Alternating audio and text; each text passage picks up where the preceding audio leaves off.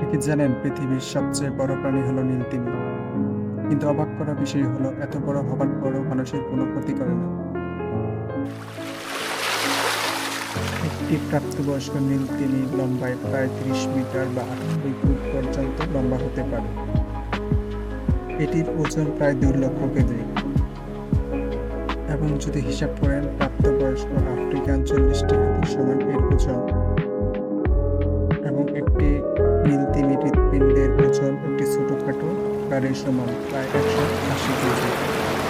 এটি স্তন্যপায়ী প্রাণী, যার অর্থ এটি বাচ্চা জন্ম দেয় এবং দুধ খাওয়ায়। এরা সাধারণত শীতল ও গভীর সমুদ্রে বসবাস করে। একটি প্রাপ্তবয়স্ক নীল তিমি প্রতিদিন প্রায় ৫০০ টন খাদ্য গ্রহণ করতে পারে এবং একটি বাচ্চা নীল তিমি প্রতিদিন ৫০০ লিটার দুধ গ্রহণ করে থাকে।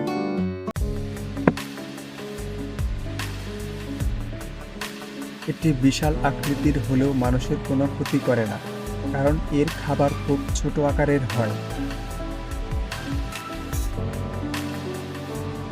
নীল তিমি প্রতি বছর হাজার হাজার কিলোমিটার দূরে পরিভ্রমণ করে থাকে।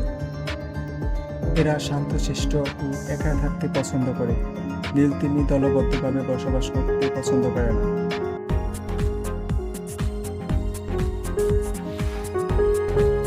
নীল তিমির শব্দ পৃথিবীর সবচেয়ে জোরালো প্রাকৃতিক শব্দগুলোর একটি, যা ১০০০ কিলোমিটার দূর থেকেও শোনা যেতে পারে। নীল তিমি একে অপরের সঙ্গে কম্পন ও গভীর শব্দের মাধ্যমে যোগাযোগ করে থাকে। নীল তিমি বিশ্বের দীর্ঘতম প্রাণী হিসেবে স্বীকৃত, তবে অনেকের মতে লম্বায় বিশ্বের দীর্ঘতম প্রাণী বুকলেস ওয়ার্ম।